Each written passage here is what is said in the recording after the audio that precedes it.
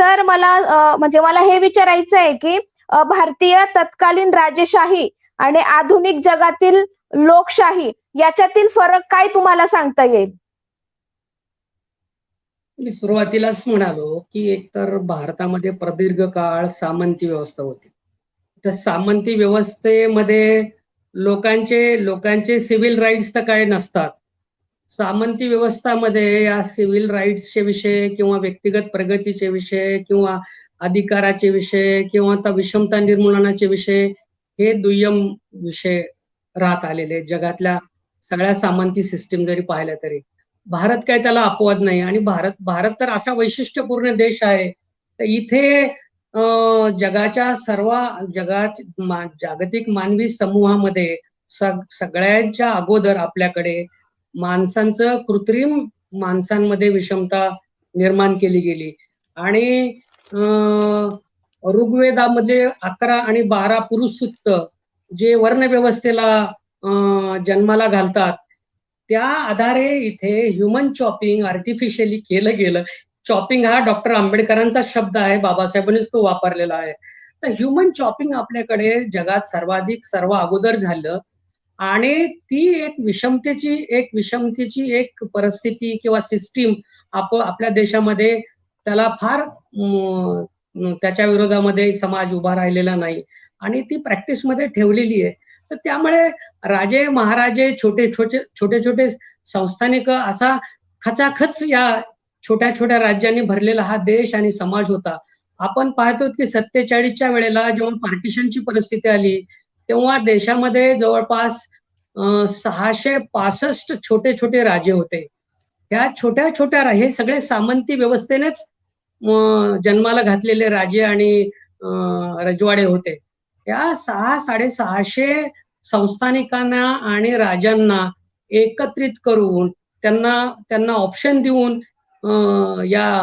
स्वतंत्र राहायचं की संयुक्त भारतामध्ये यायचं असं ऑप्शन देऊन त्यांना कन्व्हिन्स करून त्यांना काही राईट्स देऊन प्रिव्हिलेज देऊन या देशाचं गठन किंवा या डेमोक्रेटिक इंडिया उभा करण्याचा प्रयत्न 47 मध्ये आपण झालेला पाहतोय.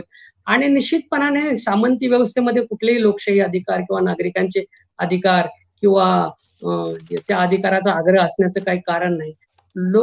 आणि तो फेनॉमिना काही भारताचाच होता असं नाही, तो जगभर तो फेनॉमिना राहिलेला आहे. त्या प्रकारची परिस्थिती राहिलेली आहे. आपल्याकडे सुदैवाने एक झालं की ब्रिटिशांच्या जवळपास 200 वर्षाचे 190 वर्ष त्यांची सत्ता 1757 प्लासीच्या लढाईपासून ते 1947 पर्यंतचा कालावधी जर पाहिला तर या जवळपास 190 वर्षाच्या कालखंडामध्ये अनेक महत्वाचे प्रयोग या ब्रिटिश सत्ताधाऱ्यांकडनं झाले. अगोदर ईस्ट इंडिया कंपनीकडनं झाले आणि 1857च्या बंडानंतर जेव्हा देश ब्रिटिश पार्लमेंटचा भाग झाला, कंपनीकडनं काढून तो डायरेक्ट ब्रिटिश पार्लमेंटकडे हस्तांतरित झाला. त्यानंतर या देशातल्या प्रश्नांची चर्चा ब्रिटिश पार्लमेंटमध्ये गंभीरपणे व्हायला लागली आणि पार्लमेंट मधला सत्ताधारी पक्ष आणि विरोधी पक्ष यांच्यामध्ये वादविवाद आणि संवाद व्हायला लागला भारतातल्या प्रश्नाच्या संदर्भात. आणि मग इथल्या प्रश्नाच्या संदर्भात इथले नागरिकांचे प्रश्न, इथले जातीचे प्रश्न, इथले जेंडर इक्वॅलिटीचे प्रश्न, इथं आर्थिक इक्वॅलिटीचे प्रश्न, इथे प्रादेशिक प्रश्न, इथल्या परंपरांमधले प्रश्न किंवा आर्थिक, सामाजिक, सांस्कृतिक, शैक्षणिक या विविध अंगाने त्या प्रश्नांची चर्चा पुढे डेव्हलप होत गेलेली आहे. आणि त्याचा एक जबरदस्त परिणाम भारतीय परिस्थितीमध्ये झाला आणि भारतामधल्या सामाजिक सुधारणांचा मुद्दा, देशामध्ये सामाजिक न्यायाचा मुद्दा, शैक्षणिक न्यायाचा मुद्दा, सहभागाचा मुद्दा, रिप्रेझेंटेशनचा मुद्दा, आर्थिक समानतेचा मुद्दा, हे वेगवेगळ्या प्रकारच्या समानतेचे जेंडर असलेल्या मुद्द्यांना आणि मूल्यांना भारतामध्ये एक जागा मिळाली, एक स्पेस मिळाली आणि त्या मूल्यांना घेत या देशातली फ्रीडम मुवमेंट 1885 ते जवळपास 1947 पर्यंत ती फ्रीडम मुवमेंट चालली. ही अत्यंत महत्वाची घटना आहे जागतिक आणि भारतीय मानवी समूहाच्या दृष्टीने. कारण या मुवमेंटमध्ये या देशातल्या या देशाच्या स्वातंत्र्याची भूमिका, या देशातलं स्वातंत्र्य कसं असावं, या देशातल्या नागरिकांना या स्वातंत्र्यानंतर कसं जीवन मिळावं, त्याची प्रगती कशी व्हावी, त्याचा विकास कसा व्हावा आणि या देशाने भविष्यातली वाटचाल कशी करावी याचं चिंतन या आंदोलनामध्ये झालं. या आंदोलनामधल्या परिषदांमध्ये झालं, या आंदोलनामधल्या भाषणांमध्ये झालं, या आंदोलनांमधल्या लिखाणामध्ये झालं आणि ते सगळ्याची सगळं या सगळ्या एकाच वेळी हे प्रबोधनाची एक भूमिका, राजकीय स्वातंत्र्याची भूमिका, सामाजिक स्वातंत्र्याची भूमिका, आर्थिक इक्वॅलिटीची भूमिका किंवा जेंडर इक्वॅलिटीची भूमिका, अशा विविध प्रकारच्या बाबी या सगळ्या कालखंडात आल्या. त्यामुळे आपल्या सगळ्यांच्या दृष्टीने हे आपण लक्षात घेतलं पाहिजे की भारताच्या दृष्टीने भारताचं स्वतंत्र आंदोलन हे अत्यंत महत्वाचं आहे. या आंदोलनामध्ये सामाजिक न्यायाचा मुद्दा किंवा सामाजिक मुद्दा किंवा विशेषतः मी म्हणेल 1891 नंतरच्या जनगणनेच्या पहिली जी भारतामधली पहिली जनगणना 1891 ला झाली, त्या जनगणनेनंतर आलेल्या आकड्याच्या अनुषंगाने पुढे या देशातल्या सर्व दूर पसरलेल्या अनटचेबल समूहाच्या बाबतीमधली आकडेवारी पुढे आली आणि हा एक नवा मुद्दा भारतीय राजनीतीमध्ये, भारतीय फ्रीडम मुवमेंटमध्ये आणि भारतातल्या वेगवेगळ्या राजकीय पक्ष आणि संघटनांच्या अजेंड्यावर आला आणि त्या मुद्द्याच्या अनुषंगाने पुढे या देशातल्या सामाजिक न्यायाचं जे आंदोलन डॉक्टर आंबेडकरांनी उभं केलं आणि त्या आंदोलनाला आपण पाहतोय की या देशाने जसं त्या आंदोलनाला आपलं एक अत्यंत महत्वाचं आंदोलन मानलं आणि फ्रीडम मुवमेंट मधली जी पोकळी आहे सामाजिक न्याय आणि सामाजिक सोशल जस्टिसची, ही अत्यंत महत्वाची जी पोकळी आहे ते भरून काढण्याचं एक हिस्टॉरिकल काम म्हणजे काय, हे आंदोलन फ्रीडम मुवमेंटचं आंदोलन अधिक परिपक्व आणि अधिक परिपूर्ण करण्याचं काम या आंबेडकरी आंदोलनाने केलं. त्याचा परिणाम असा झाला की या देशातले प्रस्थापित राजकीय पक्ष संघटना जसे वैचारिक पातळीवर त्या आंदोलनाची दखल घ्यायला लागले, त्याचा विचार करायला लागले, त्याच्या आधारावर आपल्या मागण्या करायला लागले. त्याचप्रमाणे सत्ताधारी असलेल्या ब्रिटिश पार्लमेंटनं किंवा ब्रिटिश सत्ताधाऱ्याने देखील या मुद्द्याला अतिशय महत्व दिलं आणि परिणाम असा झाला की हा अत्यंत दुर्लक्षित असलेला, हजारो वर्ष दुर्लक्षित असलेला इथल्या अनटचेबल वर्गाचा प्रश्न, पिछड्या वर्गाचा प्रश्न, विमेनच्या इक्वॅलिटीचा प्रश्न, तर हे प्रश्न अत्यंत महत्वाच्या म्हणजे 20व्या शतकाच्या मध्याला आपल्याकडे चर्चेला गेले आणि त्याचा परिणाम ते कॉन्स्टिट्यूशन मध्ये त्याला इन्कॉर्पोरेट करण्यामध्ये किंवा कॉन्स्टिट्यूशन मध्ये त्याच्या बाबतीतल्या तरतुदी करण्यामध्ये त्याचा प्रचंड मोठा उपयोग झाला, ज्याचा परिणाम पुढे मागच्या 75 वर्षामध्ये आपण पाहतोय की प्रगती, सगळ्यांना आता काय न्याय मिळालेला नाही, अनेक क्षेत्रामधली विषमता आहे. भारत एक विषमतेचा मोठा अड्डा आहे जगातला. अनेक प्रकारे सामाजिक, सांस्कृतिक, आर्थिक, वैचारिक, इवन जेंडर विषमतेच्या बाबतीमध्ये मी असंच म्हणेल की प्रचंड एक एशियामधला भारत एक विषमतेचा अड्डा पण राहिला. 75 वर्षाच्या काळामध्ये हे सगळं निर्मूलन होईल अशी काही भाबडी आशा धरण्यात काही अर्थ नाही. आणि मी आपल्याला या निमित्तानं सांगेल, आपल्या प्रेक्षकांना सांगेल आणि माझ्या मित्रांना मी सांगेल की कॉन्स्टिट्यूशन मध्ये किती आदर्शवादी भूमिका घेतली, कॉन्स्टिट्यूशन मधल्या तरतुदी किती इफेक्टिव्ह आल्यात.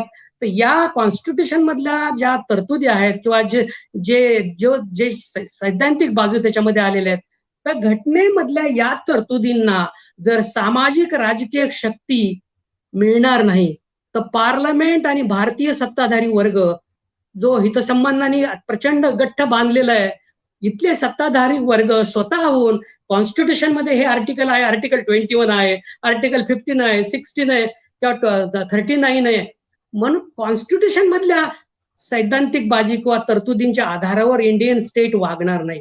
इंडियन स्टेटला जर कॉन्स्टिट्यूशनच्या स्वप्नाप्रमाणे किंवा कॉन्स्टिट्यूशनच्या भूमिकेवर आणायचं असेल तर भारतामधलं सामाजिक आंदोलन अधिक व्यापक, अधिक सुसंघटित आणि अधिक विचार आणि कार्यक्रमाच्या आधारावर येत्या काळामध्ये संघटित करावा लागेल, तरच कॉन्स्टिट्यूशन मधल्या तरतुदींना आपल्याला काही अर्थ देता येईल. अदरवाईज काय होईल, कॉन्स्टिट्यूशन स्वतः बाबासाहेबच असं म्हणाले की बाबासाहेबांनी जगभरातल्या सगळ्या लोकशाहीच्या व्याख्या बाजूला ठेवल्या. लिंकनची व्याख्या, लोकांसाठी राज्य चालवण्याची व्याख्या बाबासाहेबांनी बाजूला ठेवलेली आहे.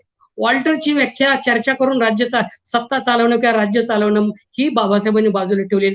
आणि बाबासाहेबांची व्याख्या जर लोकशाहीची लक्षात घेतली तर या देशातल्या नागरिकांचे किंवा जनतेचे डोळे उघडले पाहिजेत. बाबासाहेबांनी 2 शब्द कॉइन केलेले त्याच्यामध्ये त्यांच्या लोकशाहीच्या व्याख्येमध्ये. ते असं म्हणाले, कुठलाही रक्ताचा थेंब न सांडता आर्थिक आणि सामाजिक क्रांतिकारी परिवर्तन म्हणजे लोकशाही. तर मला असं वाटतं की आत्ताचा विषय जो आजचा आपला चर्चेचा आहे, तो आर्थिक सामाजिक क्षेत्रामध्ये क्रांतिकारी परिवर्तन येण्याची जी आवश्यकता आहे, तर 75 साजरी करत असताना निश्चितपणाने आपण मंडळी हे मानतो आहोत की इंडियन स्टेटनं, भारतीय शासन संस्था आणि सत्ताधारी वर्गाने ही बाब लक्षात घेतली पाहिजे आणि इथल्या आर्थिक सामाजिक न्यायाचा जो मुद्दा आहे त्या अनुषंगाने इथे क्रांतिकारी परिवर्तन करण्याची आवश्यकता आहे.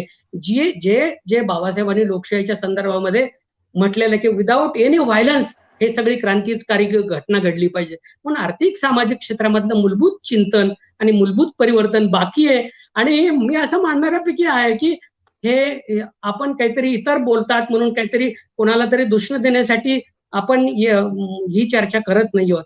ही एक प्रोसेस आहे. या प्रोसेसमध्ये भारतातले जनसमूह काय करतात, येस सर. जनसमूह किती पॉलिटिकली सोशली अवेअर होतात आणि हा स्ट्रगल जो फ्रीडम मुवमेंटनंच घालून दिलेला स्ट्रगल आहे, जो फुले शाहू आंबेडकरांनीच घालून दिलेला स्ट्रगल आहे, हा स्ट्रगल ते किती प्रामाणिकपणे, संघटितपणे आणि इफेक्टिव्हली इंडियन स्टेट समोर आणि इंडियन सत्ताधारी वर्गासमोर आणि संपूर्ण समाजासमोर आणि जगासमोर मांडतायत, हे त्यांचा विषय आहे. म्हणून येत्या काळामध्ये एक मोठं सामाजिक आर्थिक परिवर्तनाचं एक राष्ट्रीय आंदोलन, राष्ट्रीय चर्चा, राष्ट्रीय डिबेट आणि एक चिंतन होण्याची नितांत आवश्यकता आहे. कारण आपण पाहतोय की श्रीलंकेमधला आत्ताचा क्रायसिस जो आहे तो त्या क्रायसिसच्या पाठीमागे असेच आर्थिक, सामाजिक, सांस्कृतिक मुद्दे आहेत आणि आपण असं मानतोय की छोटे छोटे जरी देश असले तरी या देशामध्ये आलेली परिस्थिती आपल्या देशावर देखील प्रत्यक्ष अप्रत्यक्ष अनिष्ट परिणाम करणारी आहेत आणि आपण लोकशाही देश असल्यामुळं एशियामधल्या सगळ्या देशांचं direct indirect constitutional democratic state म्हणून आपल्याला त्यांचं वैचारिक भरण पोषण करावं लागतं. म्हणून आर्थिक सामाजिक या परिवर्तनामध्ये आंबेडकरांच्या व्याख्याप्रमाणे लोकांची इच्छा असो नसो, लोकांना काय वाटतं हा मुद्दा नाहीये, जी वस्तुस्थिती आहे आणि जी ढोबळे गरजेची सर. समजून घेण्याची आहे, तर त्याच्यामध्ये मला असं वाटतं आर्थिक सामाजिक परिवर्तनाकडे हे जाईल हे वातावरण आणि येस त्या सर. दृष्टीने आपण सगळ्यांनी कटिबद्धपणे प्रयत्न केले पाहिजे.